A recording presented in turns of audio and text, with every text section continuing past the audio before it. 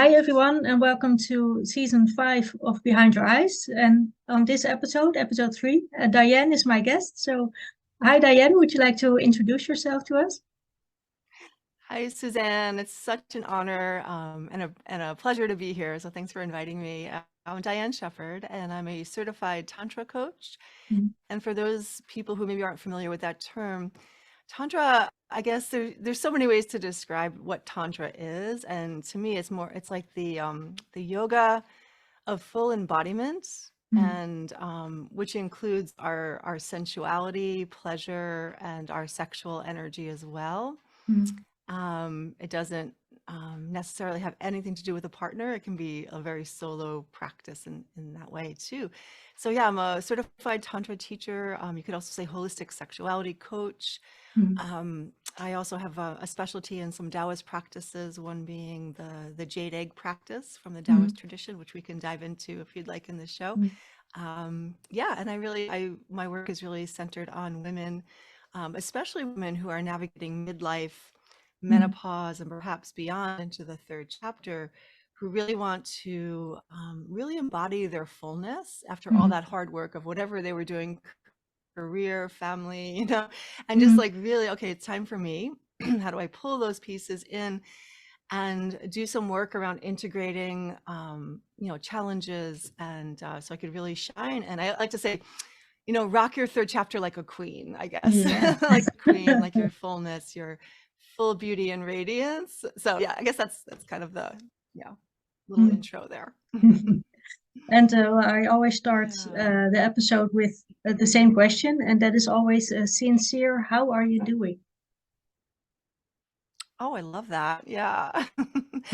I'm doing wonderfully. Thanks for asking. I think that's a wonderful way to start any conversation. Yeah, we just came back from a trip to the mountains. I live in upstate New York. We Mhm. went up to a place called the Adirondacks, and we gathered with a couple of friends, a couple of couples of friends, and Mhm. just did some cross-country skiing. And it's like a Mhm. winter wonderland up there. So I'm just feeling so good. My heart feels so full. Yeah, a lot of good food, conversation, all those things. Yeah. And yeah, it feels so good to be back home and connecting with you. So I feel really good. Thank Thank you. you. Mm, And I would love to hear mhm. like your story about how you got to be the coach that you are now. Great question. Yes. Well, let's see. I went through menopause a little on the early side at age 40. Naturally went through it. I just Hmm. went through it at 40. And it just was a big wake-up call for me. Hmm. At first it felt like the beginning of the end, and that's the story I was getting from different Hmm. practitioners, doctors I was going to. They're basically like, "Oh yeah, this is the beginning of the end." Basically that whole like kind of put out to pasture story narrative. Hmm. And I just wasn't really buying that. I thought, "Oh, Hmm. that's not where I want to go." But I was also having a lot of physical issues. I had three babies, three boys, and they're now young men, but three pregnancies and vaginal births within the span of 5 years. And I had a lot of pelvic floor issues that I never Hmm. addressed, really, just busy, being a parent. And then when menopause hit, I don't know if it was the hormonal changes or maybe the emotional shifts or Hmm. whatever happened, but all those issues really flared up for me. Things like incontinence, pelvic pain, Hmm. dryness. I had a slight condition called pelvic organ prolapse, which is when the organs kind of shift and fall out of place because of a weakness, usually in the pelvic floor or the yoni Hmm. or vagina. What else? Yeah, I had like sciatica and things like that. Also emotionally, I was really Hmm. having a lot of challenges. I was having like bouts of, depression, just really very frustrated with my marriage. So things weren't Hmm. going well there. So I just felt like everything was kind of falling apart in a sense. Hmm. So yeah, that just led me to search for other solutions that felt good to me rather than Hmm. this whole story of like, oh yeah, here's where you need to go. You need to be on, see this Hmm. specialist, get on this medication or whatever. I was like, I wasn't Yeah. interested in that. I've always been like more of a yoga, holistic minded person. And not that that's the perfect solution for everybody, but that's me. Hmm. Anyway, I found a woman. I was following a doctor at the time, Christiane Northrup, who's Hmm. been around for a long time. She's kind of a pioneer in women's health. And Hmm. she started talking about pleasure. and sensuality in a way that I had never heard before. And it was such a foreign topic to me. So I was like, what's going on? She would start making those connections between our pleasure, sensuality, and our mental health and our physical health. And I was like, wow, this is fascinating. So Mm-hmm. she led me to study with a woman in New York City called, her name is Regina Thomashauer, but she calls herself Mama Gina, and she Mm-hmm. at the time was running a school for women for pleasure. So I was like, Oh, this is amazing. So yeah. yeah, studied with her for a number of years, and that opened the door to practices in the tantra world and in the Taoist world that Mm-hmm. really hold our sensuality. And so I got really into those practices and Mm-hmm. yeah, change the game.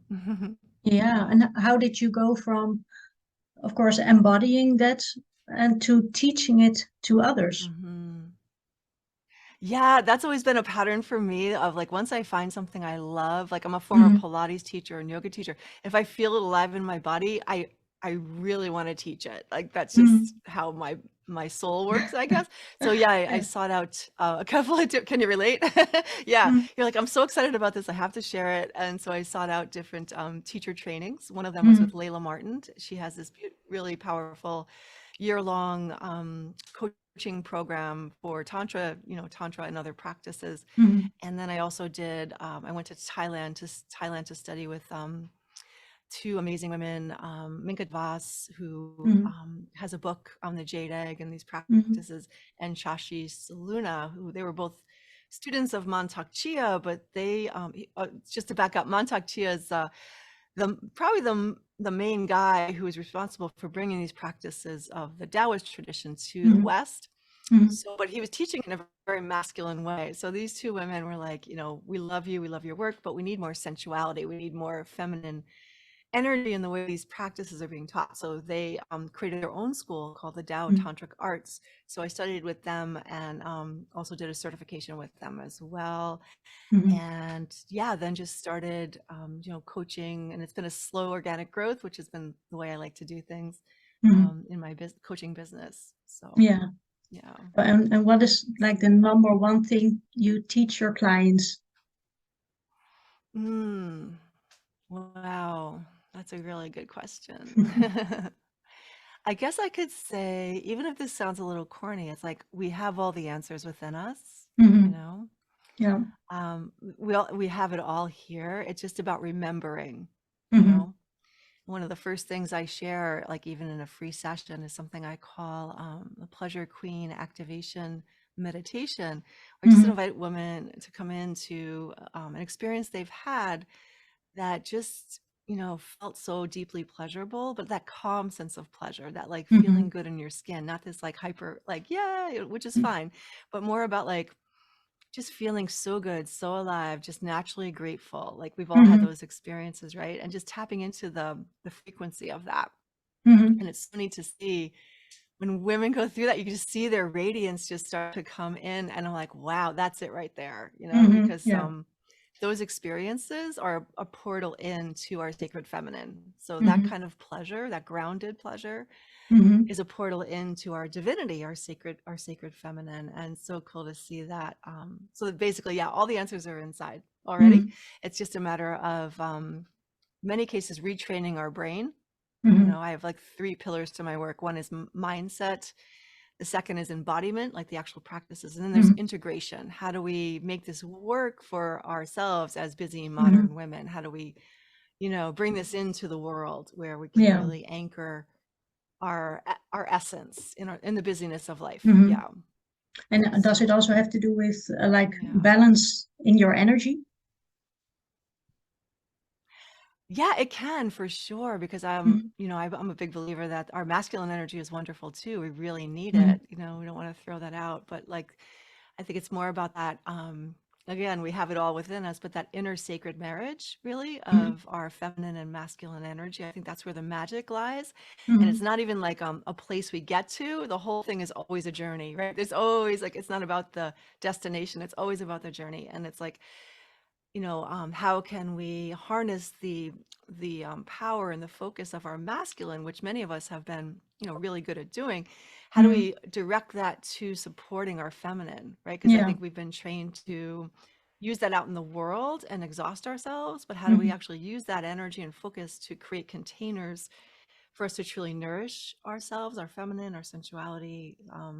Did I answer your question about balance? Yeah. Yeah, of course. So I Yeah, don't want to. because Oh, I'm okay, also cool. Yeah. learning a lot about energy, and it's one of my favorite topics to learn about right now. So yeah, it always fascinates me how our society is so based on masculine energy, about chasing and achieving and Yeah. working hard, and that Hmm. still the feminine, the like that part of us, that energy inside of us, it's still seen as lazy, or being inactive, and it's Ooh. not good enough. And it's when the balance is essential to stay healthy in all aspects of our life, I think. Oh, absolutely. I think, yeah, maybe not true for all women. Maybe some Hmm. women have more of like a lean towards their masculine, but for so Hmm. many women, the feminine has kind of been really suppressed and repressed, right? Yeah. And I love that you brought up those thoughts, because a big part of the mindset work that we do is looking at those myths, I call them. You have to become like a Hmm. myth buster. Like pleasure is lazy, pleasure is Hmm. in many cases, we gather a lot of evidence that that's true in our culture, right? So Yeah. we like, how do we build the muscle to understand the power of pleasure, and what it Hmm. can do for our mental and physical health, which has everything to do with the nervous system, right? I'm happy to go off Hmm. in that direction if you want to. Yeah. But we have these like kind of myths or stories about pleasure that really keep us from our full vitality, radiance, and Hmm. health. Yeah. Because it could be such a tonic, right? Like Hmm. if we really honor our sensuality and create that space for it, then Yeah. we can truly thrive. Yeah, in that balanced way, as you were speaking of. Yeah, Yeah, and yeah, especially for women, I feel that if you want to embrace all that you are, including your femininity, your sexuality, sensuality, it's still kind of frowned upon. I think and that's how I feel, at least. yeah. That even today, 100%, when I 100%. wear a short because it's very hot outside, I feel uncomfortable because I know a lot of women, especially, are staring at me like, "Oh, that's a bit too short."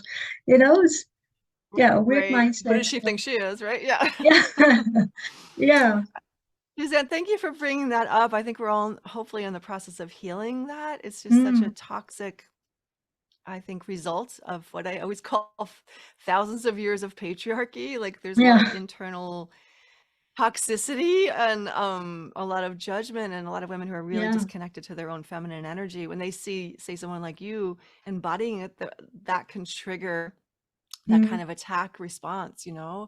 and it's sad because, that's the thing, like women who choose this path, I always say it's not for the timid. It's like Venus favors the bold, right? Because it's like we have to Yeah, be exactly. willing Yeah. to strengthen ourselves and like really be like, well, and compassionately be like, wow, oh, I'm sorry that woman feels that way, but that's okay because I'm being me, Yeah. and that takes practice. It's a yoga, right? Because it's like we want Oh, to yeah. strengthen our nervous system. Because Yeah. talking about the nervous system, that woman who's judging you is in fight or flight, right? And we Right. can train our own system to be in that more that place of the nervous system called ventral vagal, technically, but it's the calm zone. I like to call it the pleasure Hmm. zone. That place where we can respond to life rather than react. Oh, yeah. That place where we can get curious. Be curious about that woman, like, huh, I wonder why she's so upset about my skirt. Yeah. Instead of Things like that. feeling attacked, Yeah. you're like, "Oh, I wonder what's behind her reaction." Yeah, exactly. Yeah, and coming back to that self-love. It's a path of self-love and just being like, I'm Yeah. good, How do we Yeah. create that own our safety for ourselves, which Yeah. is a whole it's a body of work right there. Yeah. Yeah, Hmm. and it also has to do, I think, with like how people perceive you has nothing to do with you. Yeah. Absolutely. Well said. Yeah. And that's a Yeah. lesson to There's so much learn. Yeah. projection that goes on in the world.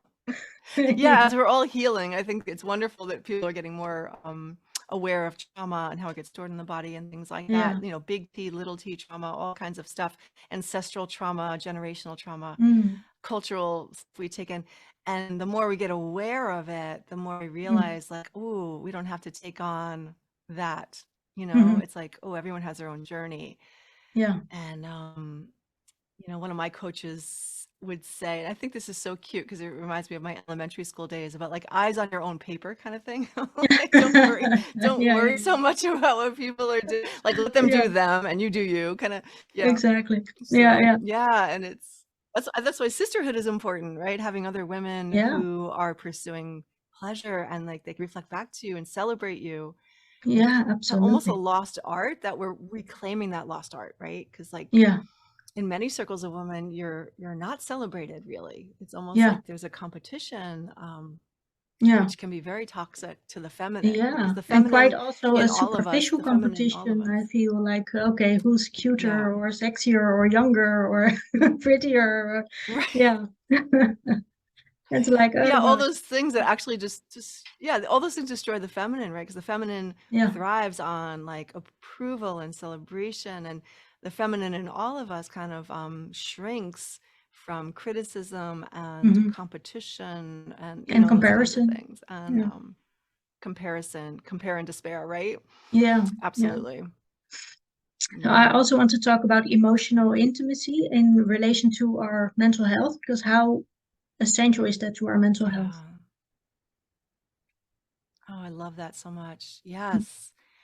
Yeah, I view our emotions, and I know they can seem so problematic and so overwhelming, and I Mm-hmm. get it. That's what I was going through during my own menopause journey, where it was like, wow, these are emotional roller coasters that I'm Yeah. riding here. And when I started to view it more in the light of every woman is a force of nature, and Mm-hmm. these emotions are the elements, right? And connecting Mm-hmm. to, say, anger as fire, connecting, or like a volcano kind of thing, or like a tsunami, like the water power of a tsunami, or and allowing emotions to move through me. And this is a very feminine perspective. It's like Mm-hmm. when I started to understand that my emotions are really beautiful and customized messengers for me, right? Mm-hmm. And that I can really get in touch with in an intimate way, and they always have a message. Mm-hmm. If I allow them, if I allow them to Mm-hmm. be, and if I Yeah. allow myself to experience them, and sometimes that requires creating a real safe container for you if things are really Mm-hmm. intense, of course, but creating that safe container with our masculine, right? And I feel like emotions, if we give the space to Mm-hmm. allow our emotions to be put in motion, Mm-hmm. kind of let them move through us. How does this rage want to move through me? How does this grief want to move through me, Mm-hmm. without that thing of trying to figure it out? And I think that's Yeah. where we get stuck a lot, like trying to Mm-hmm. figure out the emotion. Yeah. If we just let it be a force moving through us and Mm-hmm. feeling it on the level of sensation, like bringing it And into the not try to body, like, fix ooh, it what is, immediately, maybe. not try to fix it. Mm-hmm. Yes, yes, because I think that's like a management program that puts it into suppression, repression, which Yeah. doesn't work well for the feminine, right? It's like, and it's not about raging at everybody around you at all, but Mm-hmm. it's more about creating a safe container where you can feel it, with tools like breathing and movement and just allowing yourself to sound. Those are three things in my program. We do like breath, movement, sound, and Mm-hmm. allowing yourself to have that space of primal sounding of like, whatever that emotion wants to, Mm-hmm. can be really raw. But that's something in modern culture that's just not encouraged, right? You Mm-hmm. think like, wow, she's really going off the rails, right? So kind of thing. Yeah. Yeah. But what's going on over there? Like your neighbors might be like, what is she doing? Is But she there's ways crazy? to create that sound privacy. Yeah. Is she really losing her mind? Yeah. But screaming into a pillow. It's like those are like really Yeah. valid healing techniques, and Mm-hmm. it really helps you tap into the wisdom of the emotion and get Mm-hmm. more intimate with your emotional landscape, right? The landscape of your emotions is like this beautiful palette that is meant for you, and it might not Mm-hmm. feel beautiful all the time, right? like, Mm-hmm. like No, grief can come that's in, part of the journey. Yeah. from our own part of the journey, right? And grief can actually be very sensual if we allow it to be, Mm-hmm. if we bring it into the body, and maybe the heart feels heavy, but can we sink into that heaviness and just allow our body to feel it? It can kind of start to transmute into something sensual and beautiful. but only Mhm. if we're open to that, right? If we Right. dub it like that's bad, I shouldn't feel that, right? In other cultures, like I lived in Africa for a couple of years, grief is a part of life, and people Mhm. navigate grief so beautifully. They just Mm. allow it through the body and witness it in each other, and it just moves, and it becomes Mhm. a deeper intimacy, I think, of where we can access ourselves on a soul level Mhm. more deeply, if that Yeah. makes sense. Mhm. Mhm. I think that we try to manage our emotions so much in the Western world that, Yeah. yeah, or label good and bad, like, oh, Oh, yeah. yay, good, or like Yeah. anger bad, where Yeah, and only the so good much emotions are power and applauded. passion. Mm. Applauded, yes, and that's heavy Mm. conditioning, patriarchal, right? Mm. Of like, be a good girl, be Oh, yeah. nice, keep it Yeah. Yeah. together, put a Yeah. smile on your face, Don't lose your all of that stuff temper. don't lose your don't lose it, go somewhere yeah, all that can be super toxic, and Yeah. when that energy gets repressed, it just can do a lot of damage on the physical body, but also can cause a lot of our mental health issues, I found, Yeah. um, Yeah. from I suppressing our remember grief. talking to other ladies for Behind Your Eyes, where I would say, "Oh, how amazing would it be if, like, in schools, kids were already taught how to regulate their emotions?" Yeah. Mm. Yeah. Wouldn't that be a different world? I love Oh, that. yeah. Yes. Yeah, exactly. And And where just it's approving of that. okay Yeah. to express what is Yeah. going on, and yeah, when we're not having to, Right. like, okay, you're being angry right now, so go stand in the hallway, or you're not allowed to come back inside, or but that you just talk to Mm, the child and, like, okay, what's actually going on? How do you want to express yourself right now? right. Right. That's beautiful. I Mm. love that. Yeah, Yeah. because like in so many of our systems, it's like you're isolated with it, right? Which is Mm. not a healthy thing. And like I went to Catholic school, so we had the bad row. Like if you were you sit in the bad row. So there's like all this like shaming around your emotions, right? Yeah, yeah, that's And, right. and just to be clear, once we get really, it's ironic because like once we give ourselves permission to really be intimate and kind of raw with our own emotions, Hmm.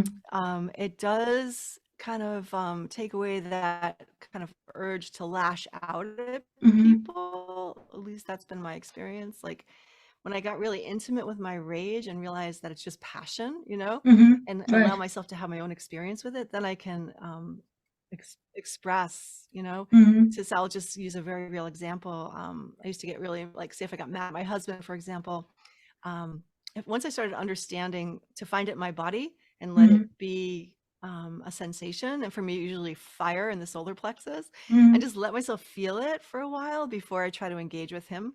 Hmm. I was able to like kind of locate what I wanted, the desire underneath the complaint, right? Right. Yeah. And then be able to speak it without attacking. Does that make sense? Yeah. Yeah. You know, Yeah. Because, like you said, we where have I a used to be tendency more of to like label our just kind of emotions quite react. quickly. Yeah, And yeah. Or also, like like I I said, think it's we're good or also bad, taught or to not good or bad. hmm. And we're not really taught to take responsibility for our emotions, I think too. It's almost like this, if you have the opportunity to blame somebody else, go ahead and blame Mm. somebody, you know what I mean? It's just like, but it really disempowers us. It might Yeah. feel good in the moment. We all do it. Like we've all Hmm. ranted, but that's okay. Don't give yourself a hard time about that. But we can actually build muscle around like, ooh, my emotions. Ooh, I'm feeling like I'm a force of nature right now. What's the Mm. message? Mm. What wants to come in, and that's really helped my relationship with myself, but also with my partner. Yeah. Mm. Yeah. And you mentioned Yeah. in the email you sent to me about emotional alchemy, and I would love to know more. What is it? Mm. What does it do? I love it. Yeah, yeah, yeah. It's so connected to what we were just talking about. Like, Mhm. say, that experience of, say, I'm in the restaurant with my husband and he's just off in another world, ignoring me for whatever his own valid reasons, his own nervous system situation. And Mhm. I get really mad because I want to connect. Um, if I can come in and get a little space, that's key. I'm thinking a very real experience that happened. We were in a restaurant and I went out left him with the bill. I Mhm. was so mad. And so like when it was there was a festival going on, so it was music. So I just went, I was like, all right, let me just go into this music, this band, and just feel the fire and dance with the fire. It was easy Mhm. to do because there was a band and there were people dancing. So Yeah. I just feel the fire. And it started to like feel like aliveness and power and passion, and it's just alchemized from something where it felt contracted to something that felt warm and expansive. And it alchemized in a sense because I gave it permission to be felt and Mhm. witnessed and moved, and breathing into its key too, right? And it alchemized into like kind of passion, and I would say even like love, because I was Mhm. able to locate the real desire under that anger and rage was a desire for connection, you Mhm. know, and Yeah. then just allowing myself to feel that desire and be like, yeah, I just want to connect. And I just started kind of laughing. So anyway, we reconnected at that night and just had a great evening and had a great time at the festival and all those things. But it could have easily went downhill into one of Mhm. those like, all day, all night fights where you're just Yeah. like, ah. Yeah. Yeah. Which we've been there before too, and there's nothing Mhm. wrong with that. It sucks though. It's very expensive energetically. It's exhausting after a while. We've been Yeah. married 37 years, so I was like, we need to find another way. I can't just keep having these stupid fights. Like, so anyway, yeah. Does that answer your question? Yeah, it just feels like a very alchemical process. Mhm. I Yeah. think when we really honor the raw emotion and just not put a story on it, not try to fix it, like you Mhm. said, when we let go of that model that we've been taught, you need to Mhm. fix it, it's not appropriate, behave Right. yourself, all those things. If we can take some of that off and give a little bit of space, it Mhm. starts to really alchemize and inform us like, ooh, what do I want? Mhm. It's really easy. One of my teachers said, under every complaint is a desire. And that was really life changing. It's like, oh, okay. So we know what I don't want, obviously. Mhm. Yeah. But what do I want? And Yeah. how do I align with that? How do I put my energy, my juice behind that? Mhm. And I think that's the alchemical process, and really what goddess energy can really be about is the art of alchemy. Mhm. Like Venus, the goddess Venus, goddess of love and beauty, and she has many names in many different cultures. It's like she's the goddess of love, beauty, but also the thing that gets left out a lot is alchemy. Like that Mhm. energy inside of us really can turn lead into gold. And I think it has to do with our body, our sensuality, Mhm. our ability as women, I think, to embody emotion is Mhm. incredible. And I don't think we Yeah. ever have been taught the power of that. Like we know how Mhm. to embody anger. Do we know how to embody joy? Like truly embody joy? Do we give our permission Mhm. to embody ecstasy? To take it another level. But Mhm. we have tremendous um, embodiment knowledge, and again, it's Mhm. about remembering. Like we already have it. It's about Yeah. like giving ourselves permission. If We that makes usually sense. don't feel worthy So enough. that's a big one. Yes. Mhm. Yes. It's Yes. a good mantra every morning. I am worthy. I am worthy. It's Yeah. just like we need to rewrite that story in the deep brain. Yeah. Or Yeah. maybe even a mantra like I don't have to be productive to be worthy. I'm worthy just because I am. Yes. Mhm. Yes. That's the stuff right there, Suzanne.